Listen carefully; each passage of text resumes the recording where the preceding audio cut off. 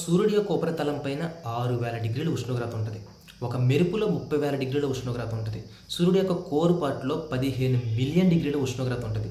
వీటి అన్నిటికంటే కూడా మానవుడు చాలా ఎక్కువ ఉష్ణోగ్రతను జనరేట్ చేశాడు. ఎలా చేశాడో, ఎప్పుడు చేశాడో నేను చెప్తా చూడు.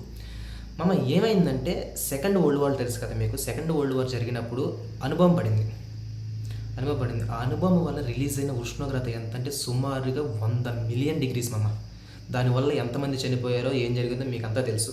సో దాన్ని పక్కన పెట్టేసేయండి. దాన్ని పక్కన పెట్టేసేస్తే సూపర్నోవా తెలుసు కదా. ఈ విశ్వంలోనే పెద్ద స్టార్ ఏదన్నా బ్లాస్ట్ అయిందనుకో, పేలిందనుకో, దాని నుంచి వచ్చే ఉష్ణోగ్రత ఎన్ని డిగ్రీస్ ఉంటుందంటే సుమారుగా బిలియన్ డిగ్రీస్ ఉంటుంది. బిలియన్. దీన్ని కూడా పక్కన పెట్టేసేయండి.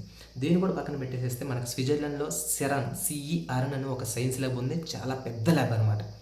సో అక్కడ సైంటిస్టులు ఒక ప్రశ్నకి సమాధానం వెతుకుతున్నారు. ఆ ప్రశ్న ఏంటంటే విశ్వం అనేది ఎలా పుట్టింది అనే ప్రశ్నకు సమాధానం వెతుకుతున్నారు అనమాట.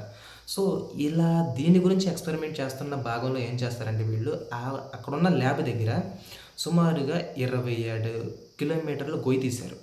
గొయ్యి తీసేసి అక్కడ LHC అనే ఒక సిలిండర్ని ఫిక్స్ చేశారు. ఆ 27 కిలోమీటర్లో ఫిక్స్ చేసి ప్రోటాన్స్ ఉంటాయి కదా, ఆ ప్రోటాన్స్ని ఇటు సైడ్ కొన్ని పెట్టేసేసి రిలీజ్ చేస్తారు.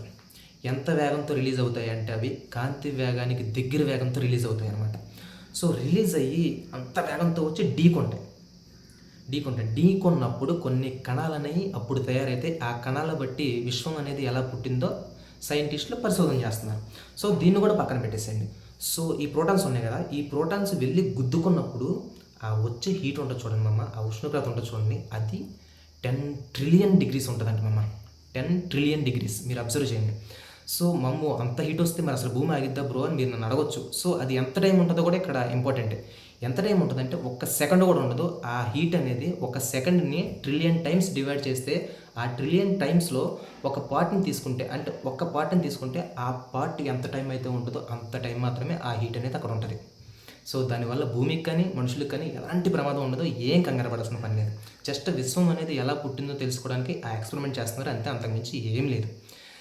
మీరు అబ్జర్వ్ చేశారు అసలు మానవుడు తలుచుకుంటే చేయలేదంటే ఏది లేదు. ప్రతిదీ కూడా చేస్తున్నాడు. సో వీడియో అయితే అయిపోయింది. వీడియో ఇస్తే లైక్ చేసి సబ్స్క్రైబ్ చేసుకోవడం మాత్రం మర్చిపోకండి. ఎందుకంటే ఇలాంటి వీడియోస్ నేను చాలా అప్లోడ్ చేస్తాను. సో మీ ఫ్రెండ్స్కి కూడా షేర్ చేయండి. Okay, bye.